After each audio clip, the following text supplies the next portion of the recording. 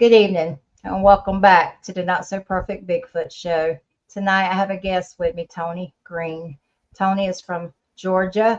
Tony has been investigating Sasquatch since 1989. He originally started with Georgia Bigfoot and Research. Did I get that right? Georgia Bigfoot Research and Investigations. That was your Yep. first team. You're a part of the North Georgia Cryptid Research team, and you were also a member of ASOG under one of your friends that passed away. I'll let you go into that.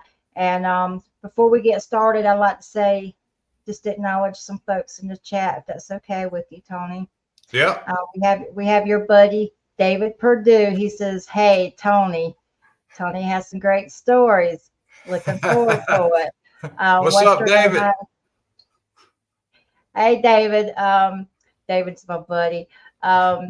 Western Ohio Bigfoot. Thank you for dropping in. Dirt Road Bigfoot. Dirt Road Bigfoot. You can check them out on YouTube. It's Icebox 1.0. I got it wrong last night. Great guy, Tony. Great guy. I'm gonna hook you up with him. Hair Force One. I was wondering where you were at. Didn't know if you fell off the earth. And Ralph, how are you? I'm glad to see all of you. So, Tony, you've been doing this since 1989. What started you on this journey? Well, what started me on the research journey was working in a convenience store here in Georgia called the Hotspot. I worked third shift, and I would have people come in back then during my shift, and we would just hang out because, back then in our small town, it was small at the time. There was nothing to do. I just, stocked the cooler, sweep them off the floor, and the rest of the time, I'm just sitting there behind a cash register. So I had friends that would come in, and me being the type of person I am, I listen to heavy metal. So what was odd to the majority of people. So I would have a lot of people come in, and some of the guys would come in, they'd hang out, and we'd talk about music. It was either music or it was the paranormal. We would talk about ghosts. We would talk about Bigfoot, Loch Ness Monster, and all these things. And two of the guys that were coming in said, "We know a guy that has a Bigfoot team. Can he come up and, tell us some of the stuff that they do?" It's like, "Yeah, he can come up. No problem. That'd be awesome." So he came up, and, we talked, and this went on for a couple of months. And he asked me if I wanted to go on a trip. I was like, "Nope, I don't want to do that." I said, "I don't have to prove anything. I know they exist. I'm not trying to prove nothing. I know it exists. I don't see why it can't exist. So I ain't got to go." So a couple of the guys decided they were going to go. Well, the trip was set up in October. This is happening around June or July. Needless to say, they didn't go. I wound up going because, me and the guy we had gotten close. We became good friends. And he invited me down to his house one day, and it was him and his brother, and both of them have passed away, but it was the late Jan Allen and Lamar Allen. They were the founders of Georgia Bigfoot Research and Investigation.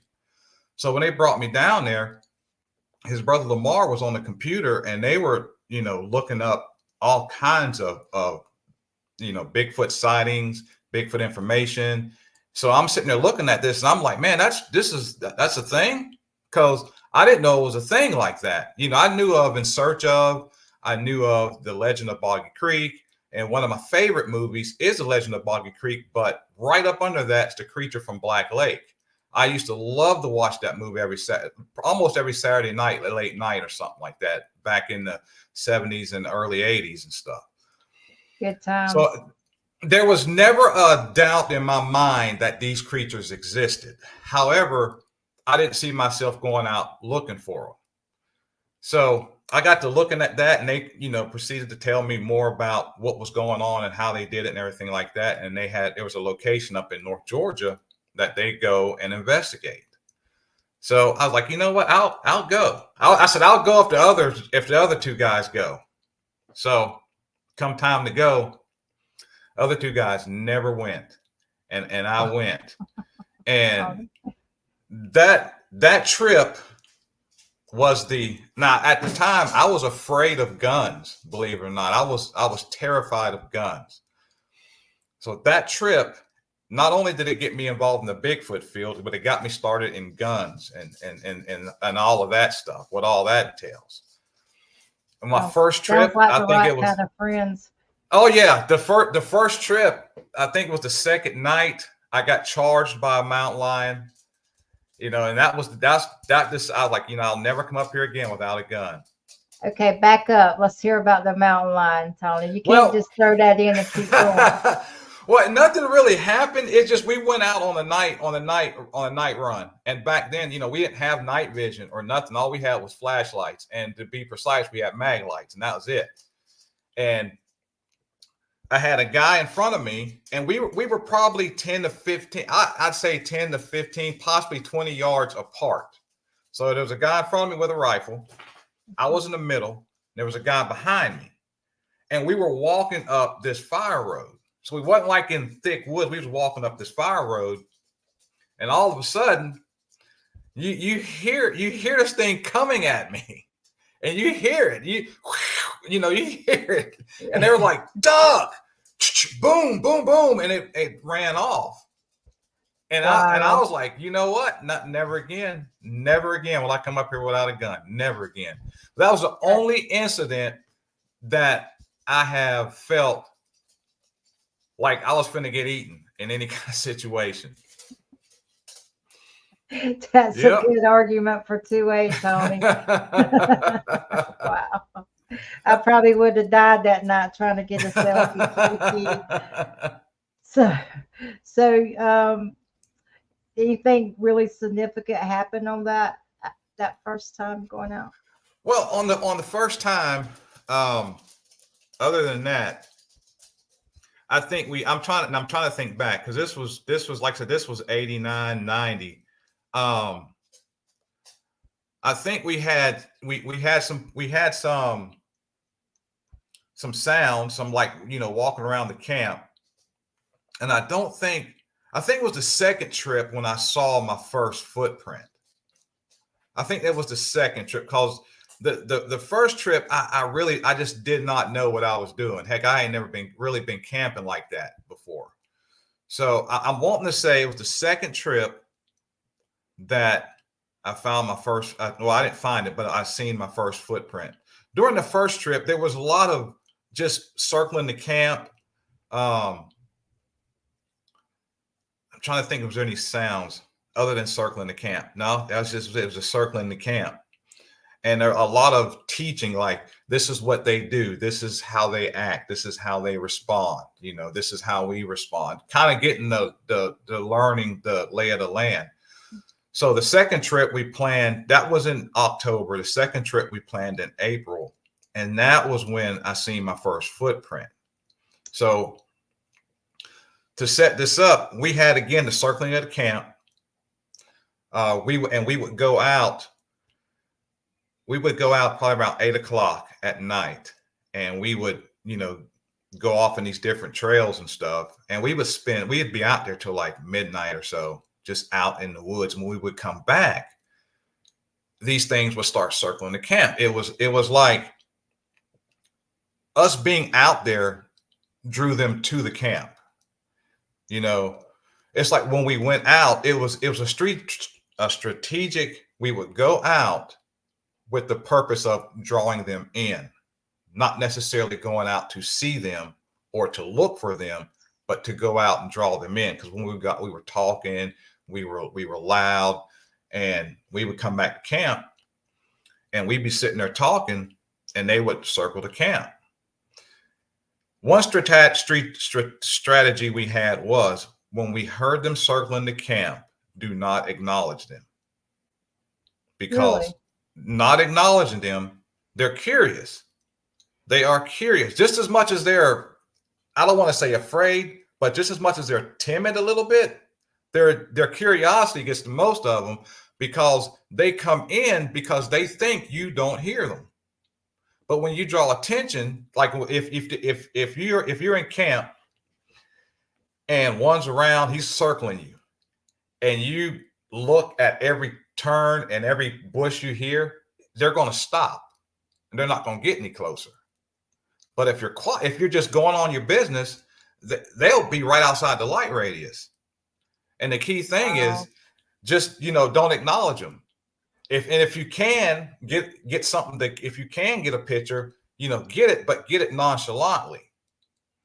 So, we would do that constantly, and they would come in, just circle the camp. And that next morning, this would go on. I'd say if we got back at camp at midnight, we didn't go to sleep till 4 or 5 o'clock in the morning. And I believe that at that time they were leaving off of that mountain, because I believe where we were, they didn't stay there. They traveled through there at different times of the season. Like in the summer, we have went up there in the summertime and absolutely nothing happened. Nothing. So this Same was, thing with I'm sorry. So this was like fall, the winter, or the spring, because this was early fall and early spring. Well, no, I'd say mid-spring, because April's like springtime here in Georgia. So I would say early fall, mid-spring, like that. Wow. And yeah. And I just, I can't say they all do that, but the ones that we were encountering, they traveled. Like I said, I don't believe they stayed on that mountain, but they would travel through there at this particular time. And there would be times that they would leave this mountain. So that morning, after we heard them circling and stuff, we went out looking where they were, and that's when I saw my first track. Now, the reaction that I had to that first track that I saw was the same reaction most people have when they see one face to face. Because what I had believed in, what a belief became a fact at that point. That's the best way to put it. I believe they existed. There was no question that they didn't to me, but seeing that track brought that belief and made it factual. Now, to me, you couldn't tell me any different. This is a track. This is a footprint in the woods, and that one was 13 inches. Wow. 13-inch track. And it was just as pretty. It's just there. To this day, I can see that track. It's just there, just there. And at that point, there's no denying. To me, that was a wrap. That I ain't got to see nothing else. I don't have. That is a wrap. That's a track. I knew where everybody was. There was nobody up there there was nobody up there barefoot, and plus I got the biggest foot of everybody up there anyway. So that's a track. What? Something else made that. Why was it wide? Was it the 3-toed or? It was a 5-toed, 13-inch track, and it was about an inch wider than my foot with my shoe on. Now, to put that in perspective, this was 89. Right now we're a size 15. So back then, I think I was wearing a 14, 13 and a half, something like that. So it may have been the same length as my foot, but with my shoe on, it was about an inch wider. Wow. Okay, so let me just go back. You were saying that the idea is to bring them in, and when you're hearing them around the camp, not to acknowledge them, Right. that has to take some discipline, because I would want to know what's going on my 6. I would want to know. I mean, somebody, Joe Dirt in front of me, I don't need them to get. I want to get my own back. So that takes some discipline. Well, how we would sit around the fire. Okay, so once when you got people that's experienced in the woods. Now I'm gonna tell you right off the bat, I was not experienced in the woods. I was no tracker. I still am not a tracker. I know what to look for off of doing it, But at the time, I couldn't tell you I knew what I was doing. I was just paying attention and watching what they were doing, learning. We sat around the campfire in a circle. So basically you trusted your teammate to see what's going on behind you. You know, one of the things I've learned is the distinction between a bipedal a bipedal walking versus quadruped walking. So if a deer's walking around behind you or anything with 4 feet walking around behind you, you can distinguish it from something walking on 2.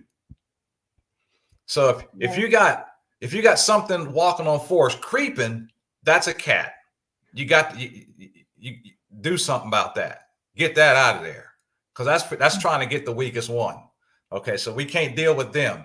The deer, you can just clap your hand and they'll take off. Something walking on 2 feet and all your people are accounted for. Okay, so you just don't acknowledge it. In my experience, and I know there's exceptions to the rules, I've never known a Bigfoot to attack anybody in the research field, to aggressively attack somebody.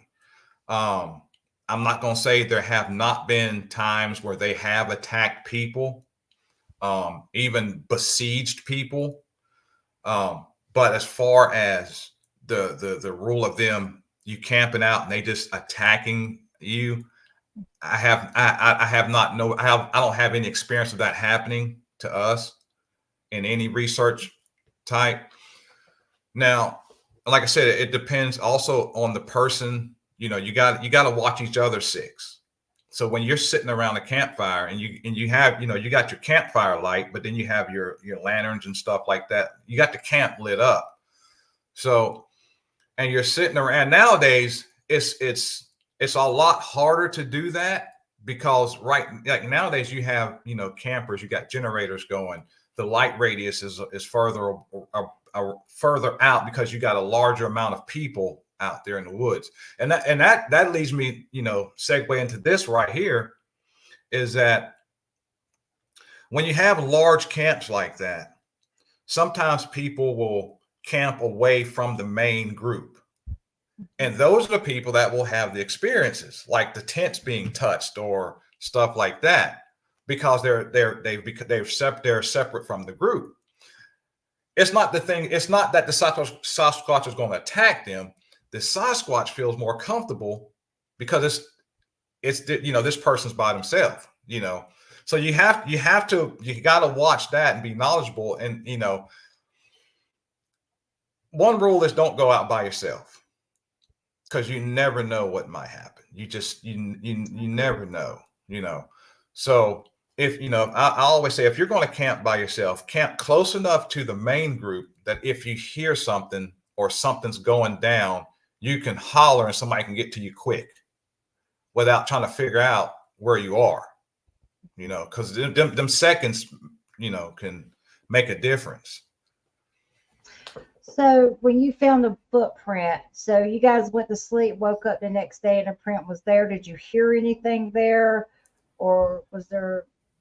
Yeah, it was the footprint that I saw that I saw was in the location where they were circling the camp. So there was more than one footprint, but that one that I saw, because after I saw that one, there's another one. But the first one I saw, that was the one that kind of like blew my mind, so to speak. It was almost like taking your first breath after being underwater for so long. Yep. I understand that. So moving on, you had your experience that night and you got into 2A. Proud of you there. I do have a question for you, because you're a very distinguished, very proper gentleman. So when you meet people that are not believers and they have a tendency to frown upon people that do believe in Sasquatch, Bigfoot, or other cryptids, what do you say to those people? That's your choice. I do not, under any circumstance, try to convince somebody what I saw or what. My job, where I work at today, they rag me because I do research on, they rag me all the time, but they watch the videos. They let me go on my trips. when something comes up, they let me know. That's awesome. I don't. We don't have time to try to convince people. People's minds are made up, and a lot of times, I've always said in this field you got to have a thick skin, and you can't be quick to get mad, and there's no need in arguing with nobody, because what society wants is a solid physical creature that you can say, here it is. Yeah. I hate the fact that I always go back to the Patterson footage. Here we have a creature in 1967 that is walking across a creek bed with breast, muscle mass and tone, deliberate strides.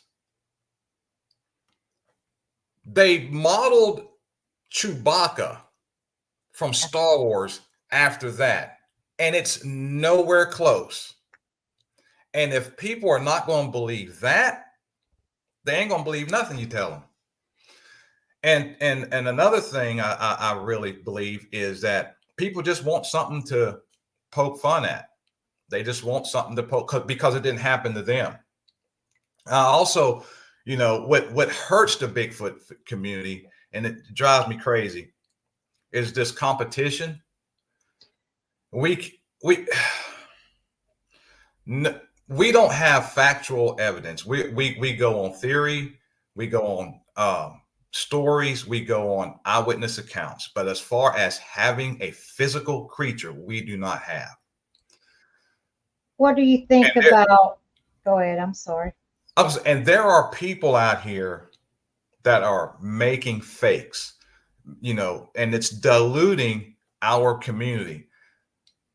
We should not be divided or have these divisions in our community when you got people out here trying to destroy what we're doing by making these fakes and stuff. And it's the fakes have gotten to the point where if a person that you don't know shows you a picture, you question it.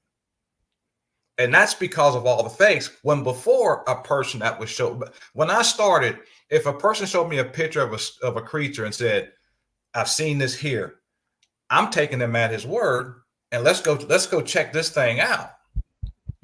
Now we have to do research behind the picture to see if it's even real before we go check it out. So I'm not going to say any names, but why do you think there's particular people out there trying so hard to debunk and just slaughter the Patty film? And I've noticed an uptick on it here lately. Why are they doing it? Because they can't prove it fake. Thank you. I'm going to second that, sir. They're doing whatever they possibly can to make it incredible, not incredible, but not credible. It's a credible piece of experience of footage. It's a being, it's a creature that is literally walking and they can't wrap their hands around it.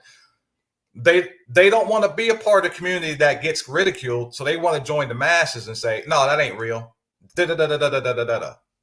No. I listened to Bob Gimlin, was it yesterday, day before? And he was talking about it, and it's like the dude was trying to pull out of him more information, and he was like, dude, I saw it. I had a better perspective on it than Roger did because he's fooling with the camera. I saw it. I mean, it's like, what more do they want? If a person sees a thing, they see a thing. They can't describe it because they're still in their mind trying to wrap their mind around what they saw. I agree with you, and it seems like some people just sit behind the computer and just, it's okay if you want to critique something or even challenge it. But it just seems like there's been, I mean, some people have actually made a name doing it. And Yeah. you can't, like you said, you can't prove it's fake.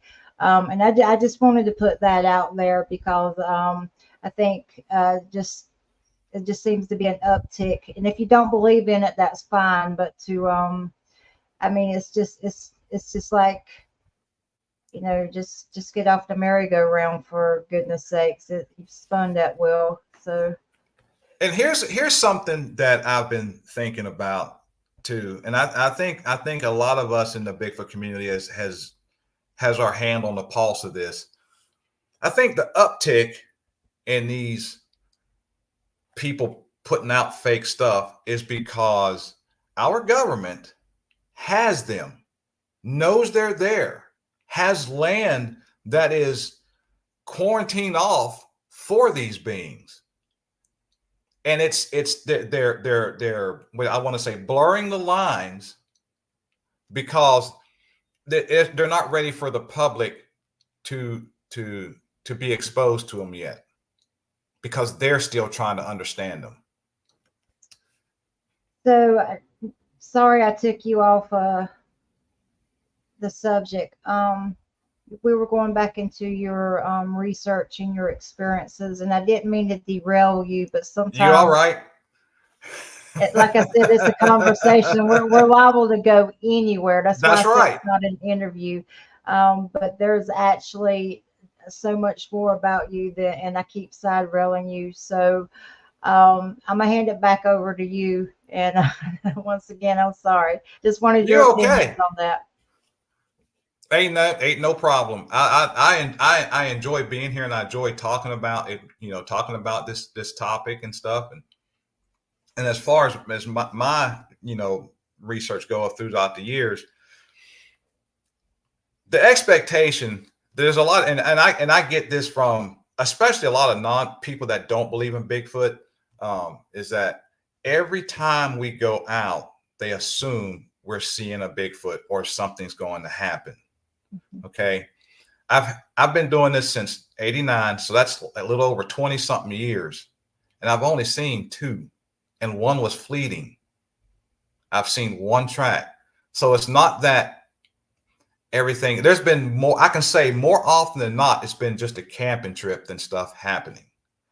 But there is this illusion when we tell our stories, we tell one story after another. And it seems like that we're having stuff happen all the time.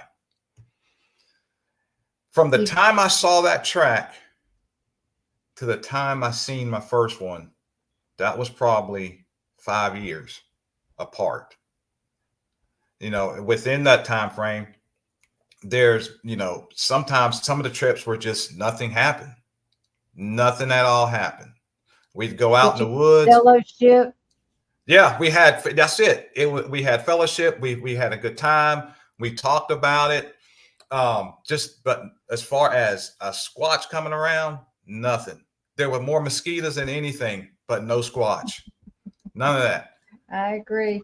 I always tell people the worst thing that can happen if you don't get eaten by a mountain lion, Tony.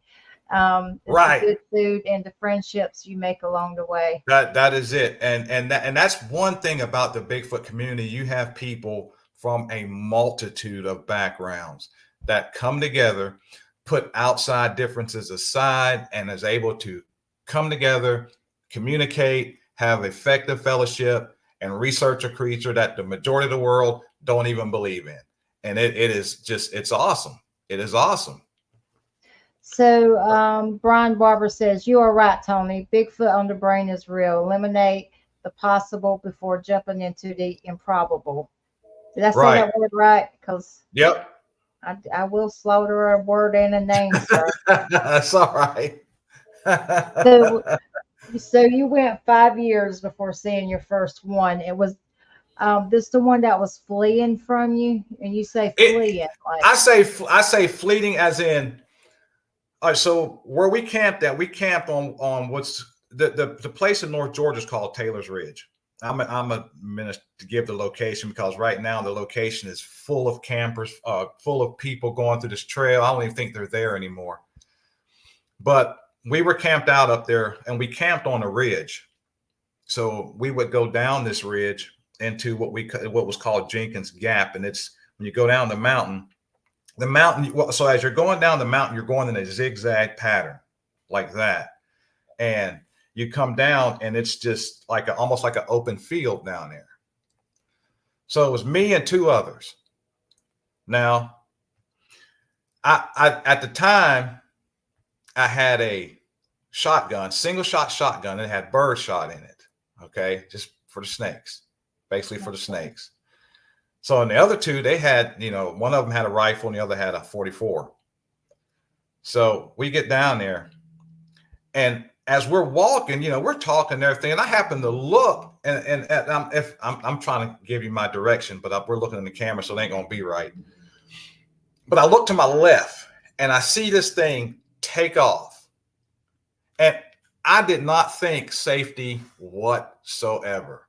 So when it took off, I did too, right after it. And that's one thing we would do too. And I'm sidetracking, but I get back. But is that when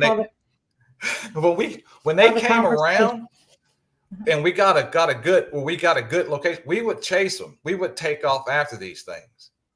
It was nothing to take off after them. And they would run away, and then they would stop. And two things would happen. Either they would stop and we'd stop and couldn't figure out where they were, and then that'd be it, or we would run right past them. And I think a lot of times we ran right past them. But this particular time here, I took off after it. To this day, I don't know what happened to the other two. Couldn't tell you. I'm assuming they went back to camp and left me down there chasing this thing, because I chased it a good minute. And what made me stop was I was able to see it going through trees and stuff, because it was a pretty good ways ahead of me, but I was able to see it going through trees, and I kept going in that direction. Well, I didn't see it no more. And then I stopped. And this is the most eerie thing that trips me out with Bigfoot, and I cannot put my finger on why this happens. The woods was silent. You can hear a pin drop. And I look around, and my people that was supposed to be with me ain't there. I got one bullet, and it's birdshot. It's birdshot. What are you thinking, Tony? Ding, ding. I stopped, out, buddy.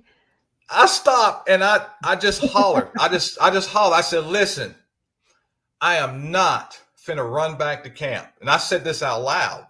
I said, I am not finna run back to camp. I'm going to walk slowly back to camp. If you choose to follow me, that's fine, but I am not running. And I started backpedaling a little ways. Then I turned around and walked slowly back to camp. It took me about an hour and a half to walk back to camp. That takes discipline. Discipline. Slow. I don't want to. Tony. Well, it's a discipline that I did not learn, because in my mind, I'm thinking, okay, so it ain't got me yet. And it could have easily got me. So it knows I don't know what I'm doing. So it's like playing with a toy. Yeah, and you can hear on either side it following me back to it followed me till I was about a good, I want to say 100 to 50 yards outside of our base camp, and it went away. Wow. Now, and so the whole time you were going back to camp, you said it took about an hour.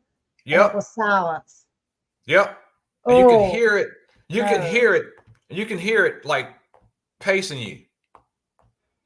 Like just on either side. There had to be two, at least two, because they were both pacing me.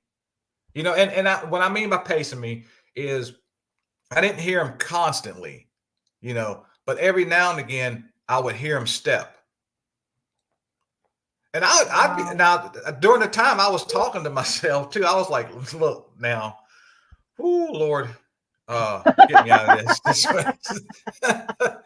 Sounds more like a prayer than talking to yourself, man, Tony. because you don't want to run uphill, because you know what I'm saying. I definitely don't want to. I couldn't. They'd have got me either way. They'd have got me. So, and I really believe that these creatures. This is a theory that I have too. The more time you spend in the location where these creatures are, they become familiar with you. They know you, and they know what y'all do. And it gives them a freedom to react. I am a firm believer they can read your energy very well. Probably more so than most people can read someone else's energy. Yep. I mean, really, their livelihood depends on it, being able to read people. But yeah, that, and I get back to camp, and that night, of course, they did their circling thing, and that was it for that particular trip. Air Force One says, I think we call that an escort out of the woods. Absolutely, because there are mountain lions up there. I don't know about now, but there were big cats up there. So another thing about this location, when we first got it, okay, going back to go forward. When I started going up there, they had been going up there probably about 2 years before I started. And there was a guy that lived at the bottom of this mountain that would go up there and pick ginseng. Him and his buddy would go pick ginseng.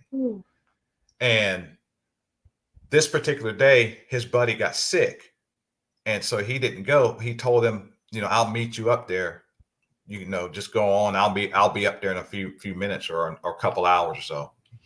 So the guy goes up there and he's picking ginseng. And he noticed movement off the side of this ravine, and he thought it was his buddy coming. So he hollers to him, "Hey, I'm over here."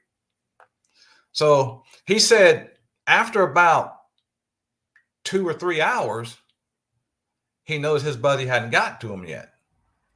And he said, because he's doing his thing. He's not even really considering time, but he said it should have been no more than 30 minutes.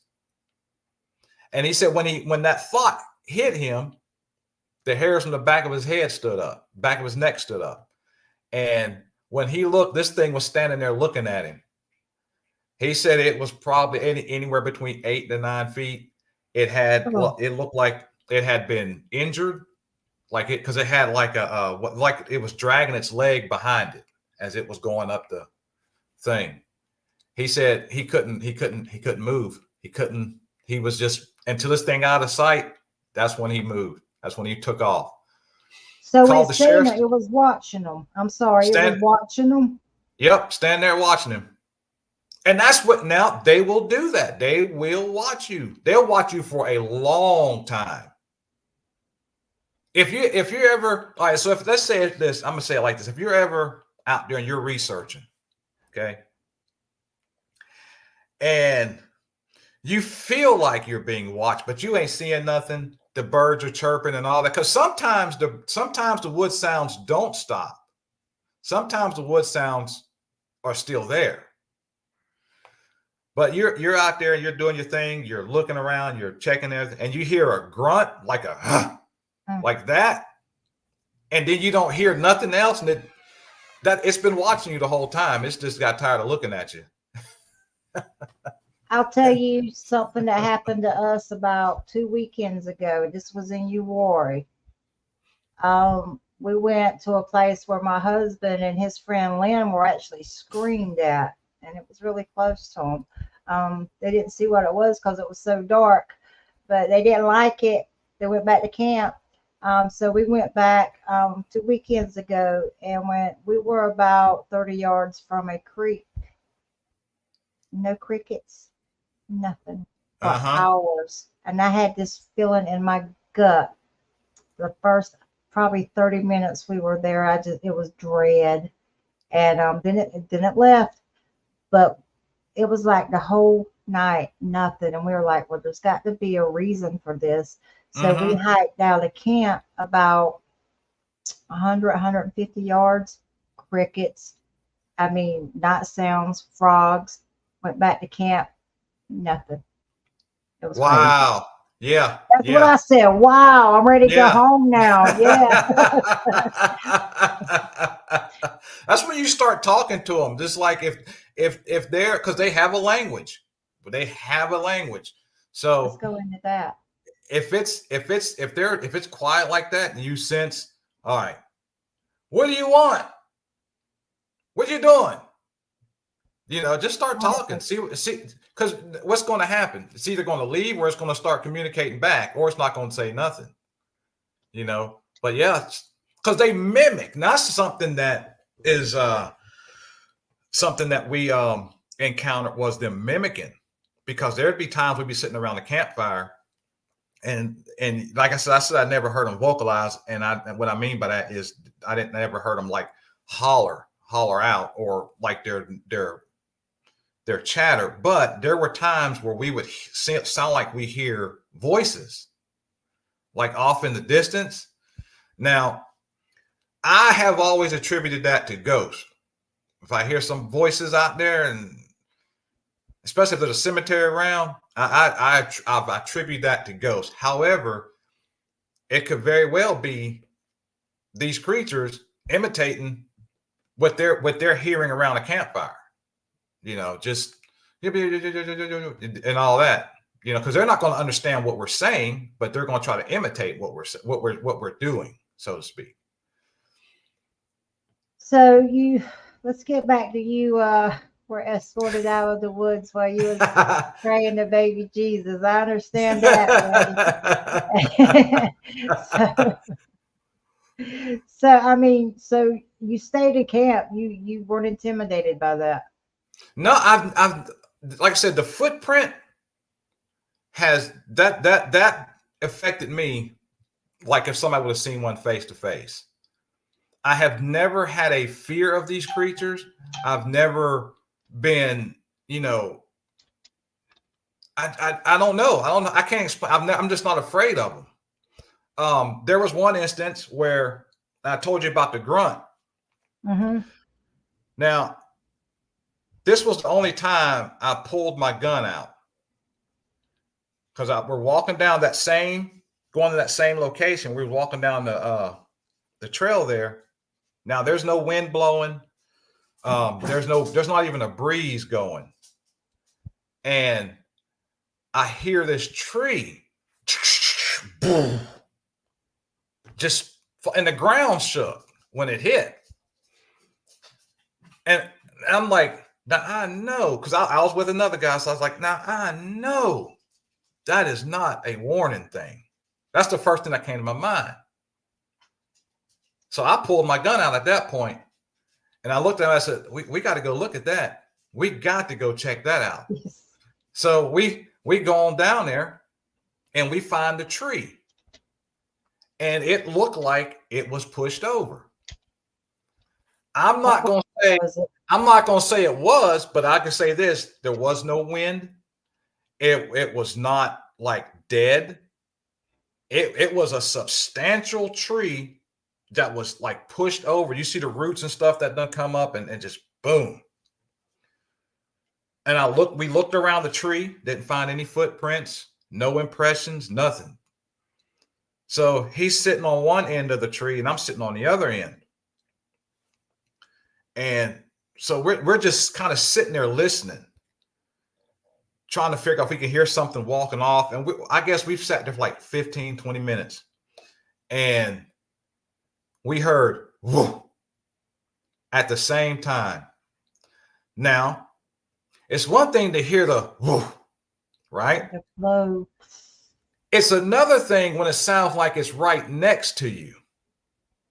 And I mean, when I say it was sound like it was right next to me, it was like right here.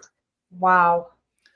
And the crazy thing was, like, he's on the other side of this tree. he heard the same thing that close to him. And we looked around and there was absolutely nothing. How far was the tree from the camp? So the tree, all right, so the from the camp in the yard, I say about a good 300 to 400 yards. It was a good ways from camp. Like, because we were walking down, like I said, we were going down to that place called Jenkins Gap. And the way you go down, it's like a zigzag down the mountain. So we were like in the second curve of that zag. So we wasn't even actually completely down the side of the mountain yet when that happened. And so have you graduated at this point from birdshot? That's my question. Yeah. Oh, when I pulled the gun out, that was a 44 Magnum. No, take that back. It was a 500. It was a 500 Magnum when I pulled the gun out there. That's what that. Yeah. Okay. Way to go, Tony. Don't be playing in the woods, sir. Do you guys have any questions for Tony? I know. So you've had trees pushed over. You almost became a Scooby snack for a mountain lion. You had one fleeing from you, one escorting you out of the forest.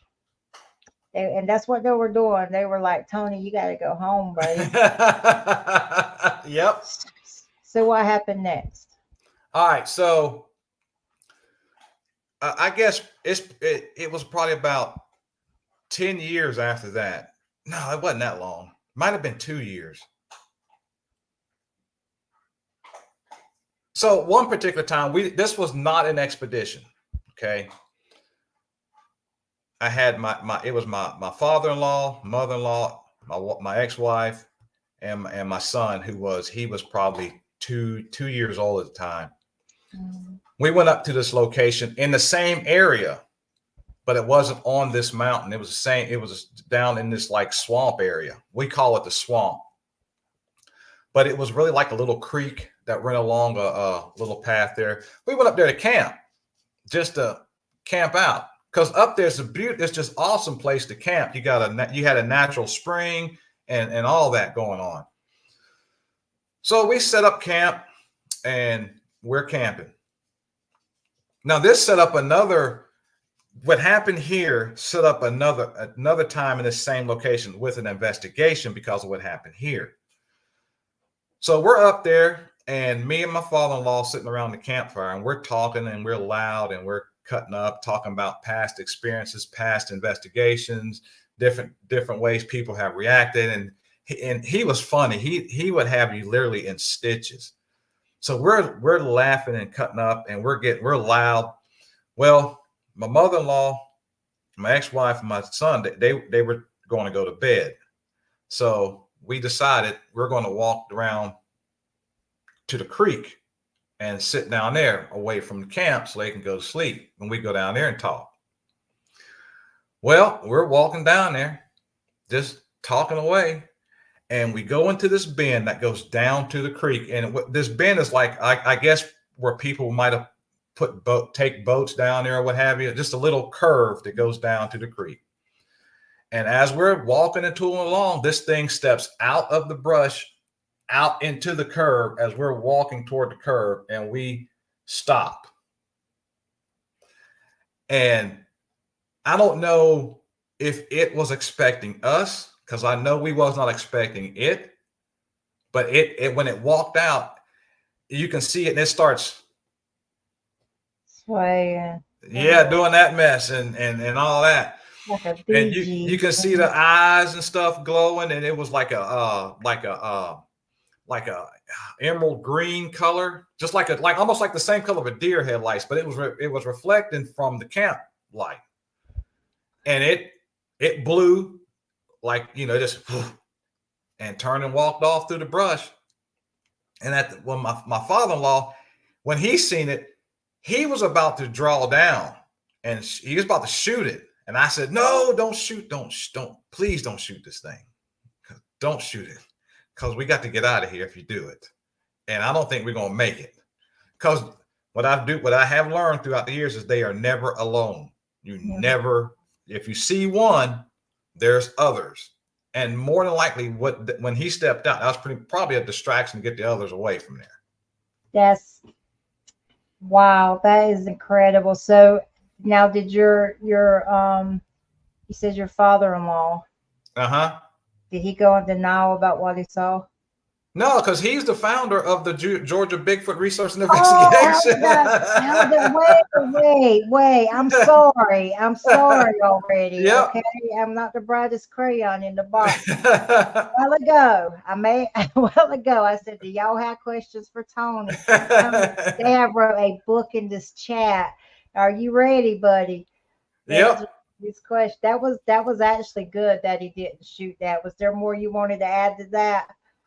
Well, no, that one, like I said, that one set up an expedition to where the next time we went up to that area, something funny happened, but I didn't see anything, but it's what I heard that was the trip. Waiting.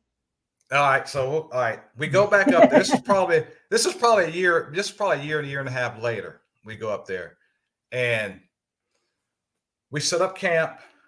And we're there probably, one day, the second day. So everybody was going back into town to get some supplies and stuff. So I stayed at camp. And I was like, you know what? While everybody's out of town, I'll go ahead and take a quick wash off, and then freshen up a little bit while ain't nobody here. Well, just as soon as I get naked, I hear, "Whoo." Now, this is 11 o'clock in the morning. There's no owls out at this time of day, right? No owls out. So now I'm in the tent now. I'm in the tent naked. I'm not like outside. I'm in the tent. Okay. So I kind of pause. I'm like, okay, so I sped up the process a little bit. And then again, I heard, "Whoo," again. And then I hear it again on the other side of me. And it's like they're getting closer. Oh. And I was like, oh, heck no.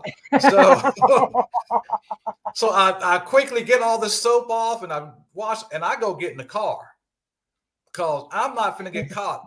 Nuh-uh, not like that.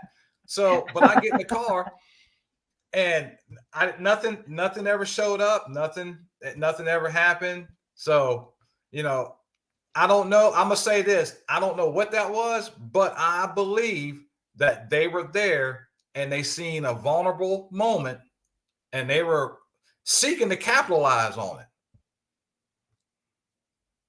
Oh, that's not good. I'm laughing at you running around butt naked, but that's not funny. I apologize. I wasn't naked. I was in the tent. See, that's what I'm saying. They thought the camp was empty. Empty. Yeah, see, I was in the tent washing off and stuff. But when them whoos started, I went and got in the car. I can't say I blame you for that, sir. I cannot say I blame you for that. I know David wanted you to talk about the Meadow Project, but let's start on some questions you can kind of answer and we can go through. Apparently I'm gonna have to pay you to come back on the show because people are liking you, Tony. That's awesome being here. It says Brian, my buddy Brian. I love me some Brian Barber. It says, does Tony go alone or with a group most of the time? He said he don't go alone. Yeah, I'm always with a group. I don't go alone. I think it's dangerous to go alone. And I know there are people that do that. I'm not that experienced as of a woodsman to say I would be comfortable going alone into a situation like that of Bigfoot research. And from the years of what I've been doing and how I've been doing it, I would say it's unwise to go alone unless you are a seriously experienced woodsman that really know what you're doing out there in the field like that. But for the most part, I would say always go with a group. And I would say go with more than just two people.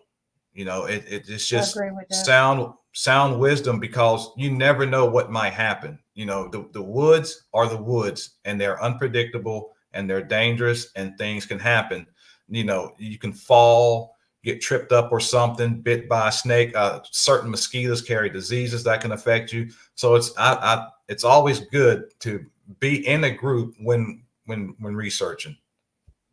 Okay. So Leonard said, Tony, have you ever been approached by any men in black? He does a running study on this. That's why he's asking. Not yet. I haven't seen any men in black. I don't. I hope I don't. Cause I mean, if I am approached by something like that, they're gonna have to give me some answers, because I'm gonna ask them some questions. There you go. You know. Old Bear's Den of Bigfoot says, Tony, have you ever been pelleted with rocks? Not directly. I've had rocks thrown in the campfire. I've had logs thrown in the campfire, and that happened when we ignore them to the point where they want our attention, and then they throw something in there and it makes that big poof. And then, you know, we look to see what, you know, where it come from, and then go in that direction. But as far as like having rocks thrown at me, and I can't say I have. Hair Force One, my buddy, says, question, Tony, what do you think these creatures really are until we have one to study?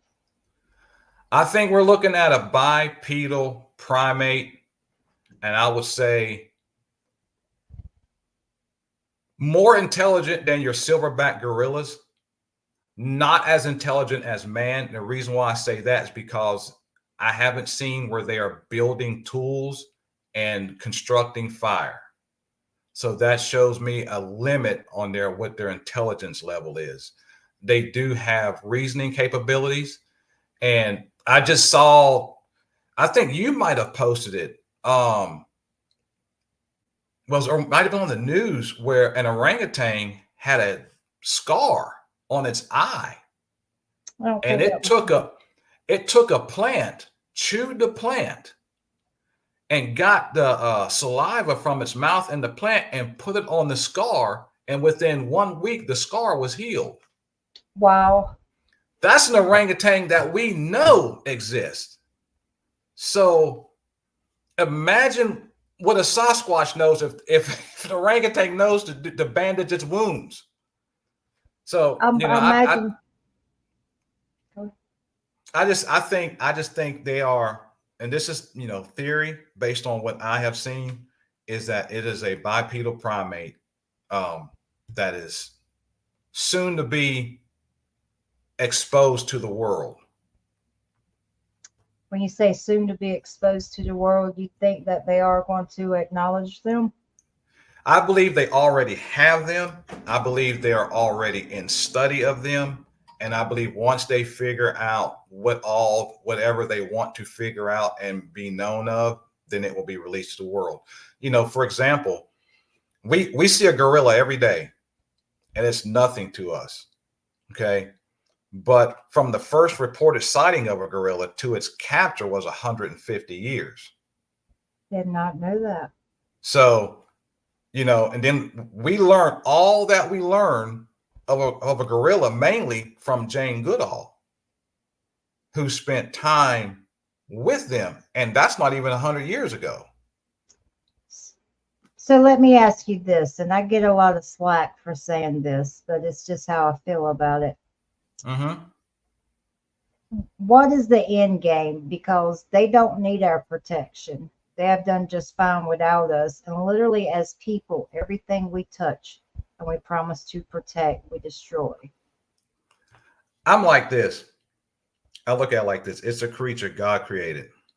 Mm-hmm. Our excuse for studying it, this is an excuse for studying it, is we want to protect it. That's a lie. What we're studying it for is to know more about it. We ain't trying to protect nothing. You know, it's been around for this long. How are you serious? What we gonna protect it from? Mm-hmm. You know, we the ones that done captured it. You know, so well, I think it's the end game is they just want to know more about it, because it surely don't need our protection. I'm gonna tell you why I go out I go out for the adrenaline rush, the food, the fellowship, and a what if I happen to see Mm-hmm. one that night. That's Mm-hmm. why I go out. And I used to say to protect it or to prove it, but I was lying to myself.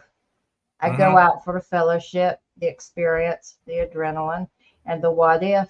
And I get to go in the woods as an adult and go hiking and go in stealth and do all the stuff you used to do, in law Right. enforcement or as a kid or, or in the military that you used to do. You get the, it's kind of you in the woods. And that's why I do it. So I'm not going to lie. I just enjoy the fellowship. Right. And but okay, so I may get some haters out that, but That's I all don't right. think we need to. So the reason why I do it is I enjoy it. There you I go. enjoy it. It's I'm camping. It's the same principle as you. Plus, I get to I'm researching a being, a creature that has not been brought out yet. It's Yeah. interesting. It's interesting to discover these things. I'm not a zoologist. I wouldn't. Somebody said, "What captured you about Bigfoot?" It's Bigfoot. It's Bigfoot. That's what captured me about Bigfoot. It's Bigfoot. I don't care nothing about the Loch Ness monster. I don't care nothing about all that. I think I okay. like Bigfoot, and I'm going to look at Bigfoot. I think someone else here had asked if you had encountered any different types of cryptids. No, I haven't. I have not. Oh, one story. Let me get this one. Now, I don't know what this was. I don't know. I did not lay eyes on it. But growing up, I might have been 10, 11 years old. I lived in Pennsylvania at the time, down in what they call the Mon Valley area, which is about 35 miles south of Pittsburgh. We had this saying that you need to be home because there was a big white thing in the woods. Okay. And parents, they would, I don't know, they would hear us talking about it and then use that as incentive to have us home before the street lights would come on. One particular night, I got caught after the street lights, and I had to walk home by myself, and I had to walk by this patch of woods. Now, you had on one side of the street, you had the woods. On the other side, you had a sidewalk. So now at the time, I'm not thinking about the big white thing. I wasn't necessarily concentrating on it. So as I'm walking, I start hearing something in the woods walking in my exact footsteps. As I would walk, it would walk. If I sped up, it sped up. When I stopped, it stopped.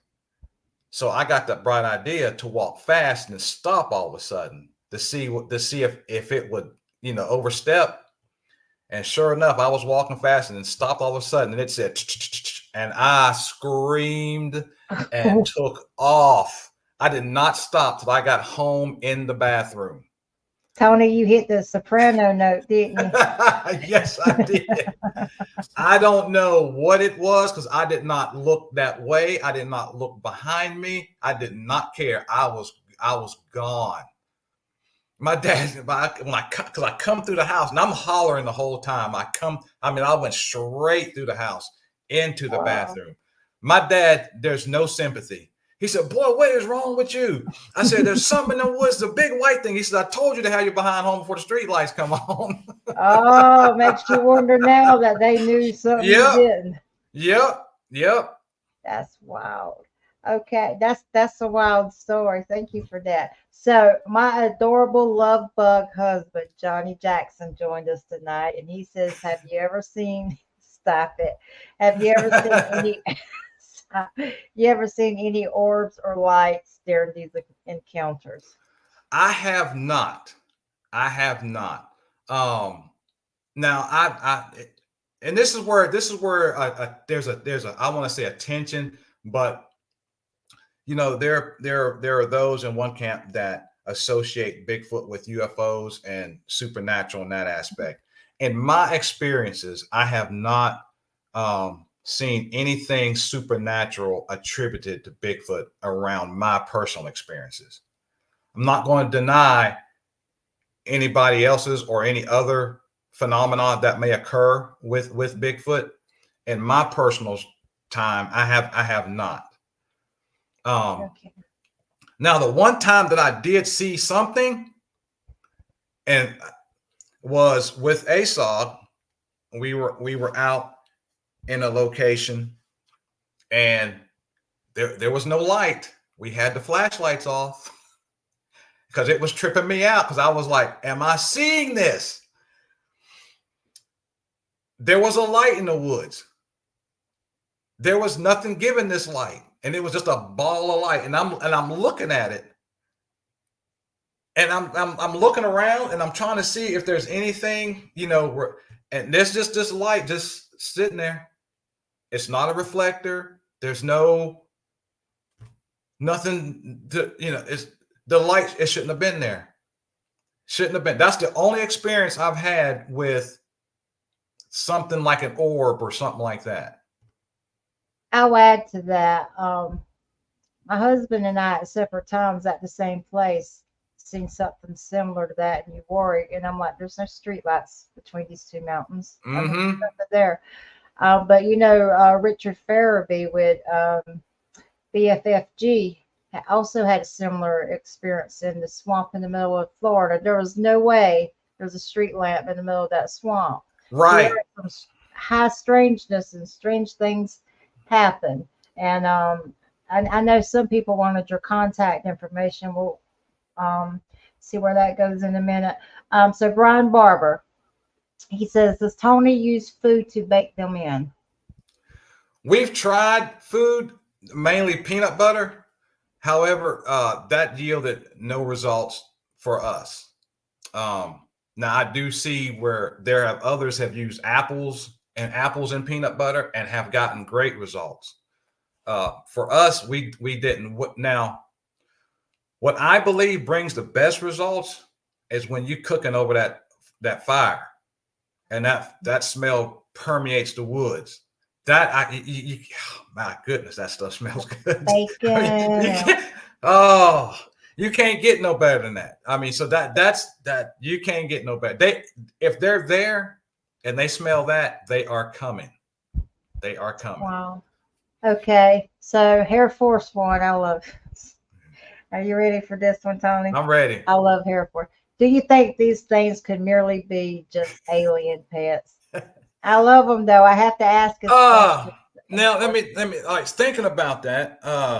I do not think personally. I do not think so. Let's run this rabbit trail.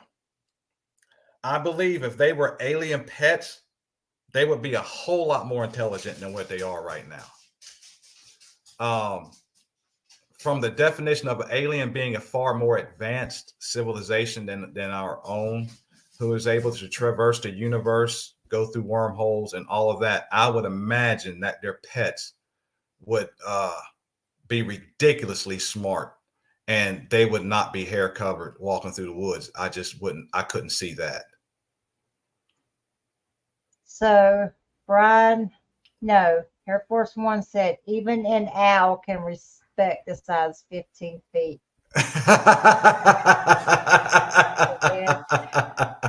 Let me see if there's anything I missed. Let's see. Do they eat meat raw or cook it? That would be raw. I would say raw. I would say raw because I haven't seen any evidence across the board of them making or constructing fire to cook anything. So I would definitely think raw.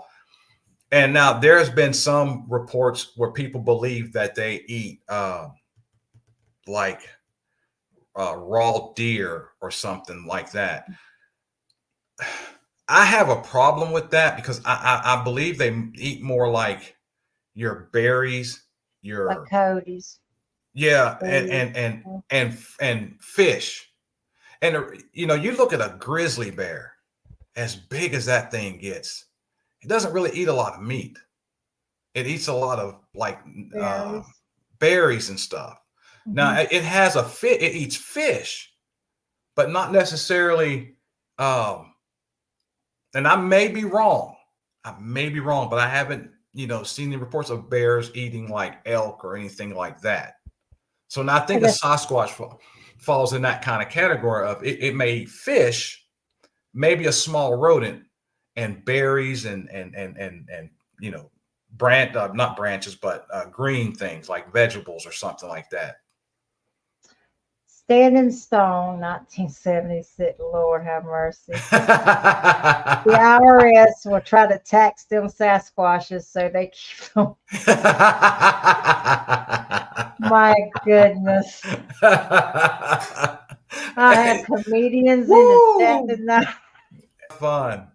Because I love the people that come into chat. They really make the show the best.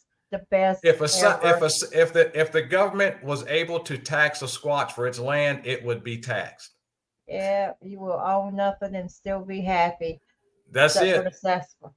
So let's talk about the Meadow Project. All right. Now, the Meadow Project, I'm new to it. Okay, so I've only been on one expedition to the Meadow Project. Unfortunately, I have not experienced anything quite as of yet with the Meadow Project. Now, and that's with the group ASOG. I think I'm saying that right. Trey Hudson is head over that, and under him was the late Bob Wilson, and the late Bob Wilson was over the North Georgia Cryptid Research and Investigation. I have not had any experiences out there as of yet. Many of them have, from, like I said, the portal opening up and this being coming out of it, lights, missing time, and all. See, I'm new to all of that. That's a new concept to me. I don't even know where that's going to lead to. For me personally, like I said, I am a Christian, so a lot of my perspective is I filter it through Scripture. I believe a lot of this is spiritual. A lot of these things that we're trying to figure out, and the things it does, because Trey will get into quantum physics and all that, and he knows that stuff like the back of his hand. It's incredible to hear him talk about that stuff. But to me, I sum it up as just spiritual, because if we are a created being, created from a spiritual sense, and I mean by created by God, from you got something that's finite created by something that's infinite. How are we going to explain the infinite if we're just finite? It goes beyond our understanding, so, and that's the way I kind of look at it, because we're talking about portals and things coming through them, when I think that's always been, because you have the natural and you have the spiritual, and they run parallel one to another and interact with each other. Hence you got demons and you have angels that interact on a regular basis with human beings, and we see that throughout Scripture. And so there's nothing that's like opened up. It's just always here. And I think sometimes we tap into these things that it's hard to wrap our brains around, because it's eternal in perspective. It's like, how do you explain something from eternity being placed into actually the creation of time itself, that we are set in? So that's my perspective on that. So like seeing a light in the woods that's not supposed to be there, to me, that's spiritual, and some may call it alien, But everything has an energy, and I mean, that goes back to the energy of the land. Mm-hmm. You can have residual energy, and and all of that. Brian Barber says Tony is great, so grounded and honest, open, yet seems so humble. I agree. That's one of the reasons why I wanted. Do you guys have any more questions? Do I need to keep Tony longer? I don't know what his schedule is. if they went to sleep on me or not. They were wide open to go. I appreciate everything. What do you look for in a research partner, in a research group? No, he hasn't seen a dog man. I asked him that. I have seen a dog man. What I look for in a research group is really groundedness and openness, and no arrogance. Just people being together, having a good time in what they do. And with the groups that I'm in, I have that. You got people, like I said, from all perspectives, from all walks of life, that enjoy what they're doing, enjoy being together. Even fellowshipping outside of the field. Just having a good time. Acceptance of each other and acceptance of each other's point of view. For the amount of diversity that's out there that we have in our group, there are no arguments. There's only discussion, and that's what I look for in a research partner. So I think that's great. And I think one thing that we fail to do sometimes as people are just communicate and talk. We get so, oh, wait a minute. Here, Force One. Here we go. Question, Tony. How does a guy like me get a hold of a guy like you? I was getting there, Tony. Or Air Force One. I was getting there. You're on. I know you're on Facebook, but whether you give any more information out or not, that's entirely up to you. So my email address is tonyg389@gmail.com. I do not have a website. I just have my email. I charge a fee for this. just to let you guys know, I put it right there in the chat. You guys want Tony G389. Listen, when I send them the invite, I think I don't know who I sent the first invite to, but I told we might have a third party jump into the chat. So, Brian Barber says the beauty of. Hang on. Brian Barber says. The beauty of this show is that each guest has been open and brought something unique to the table, to the world of Bigfoot. Tony, what do you want to be known for in the Bigfoot world when people look back at your research? Oh man, that's a tough question.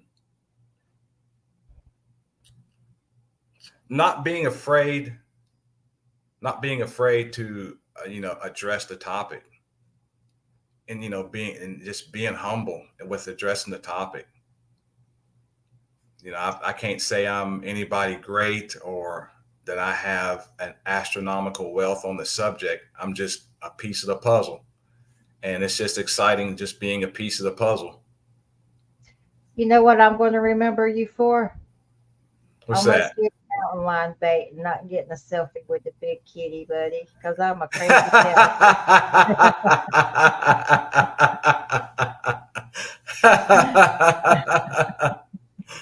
That was an experience. That got me in the guns. That's the one thing out of that first trip that got me in the guns.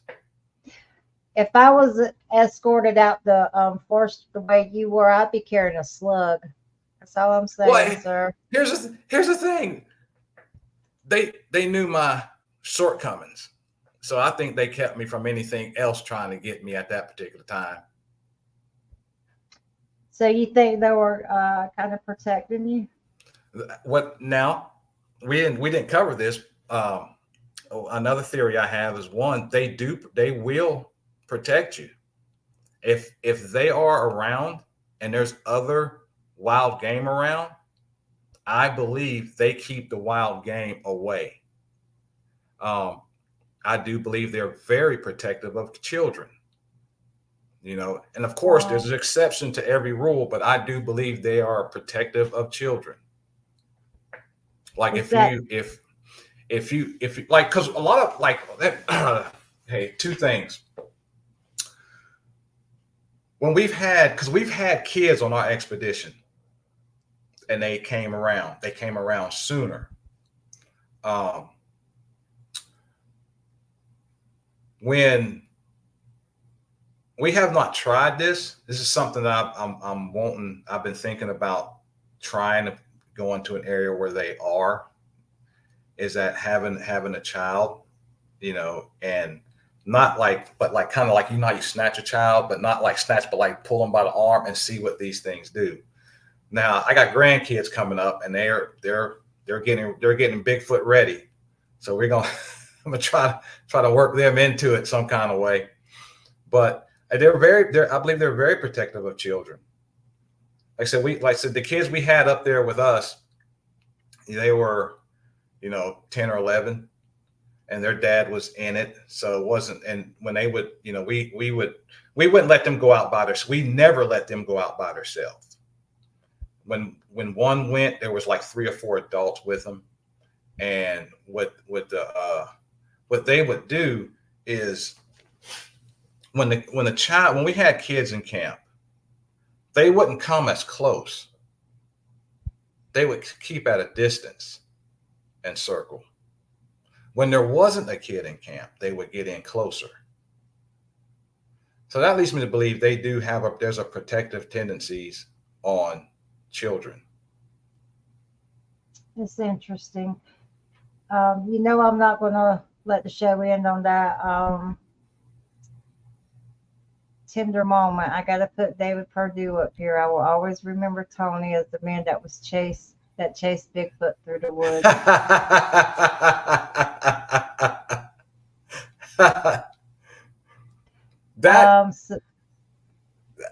That's something that will always stand out to me, is being able to having done that, not being afraid.